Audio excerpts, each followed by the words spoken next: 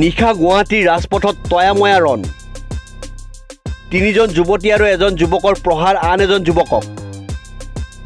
পলাতক দুই যুৱতীসহ এজন যুৱক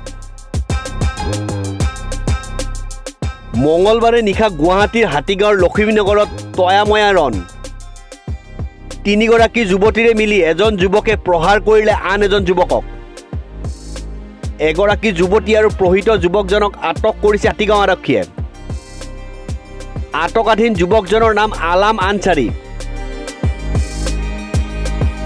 আনহাতে দুই যুৱতীসহ এজন যুৱক ঘটনাস্থলীৰ পৰা পলায়ন কৰিছে হানি টেপিং কৰি 50,000 টকা বিচৰাৰ অভিযোগ ভুক্তভোগীৰ মঙলবাৰে নিশা গুৱাহাটীৰ হাতীগাঁৱৰ লক্ষ্মীনগৰত তয়াময়া ৰণ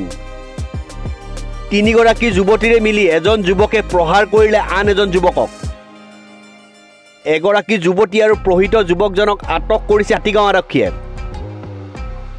আটকাধীন যুৱকজনৰ নাম আলাম আনচাৰী আনহাতে দুই যুৱতীসহ এজন যুৱক ঘটনাস্থলীৰ পৰা পলায়ন কৰিছে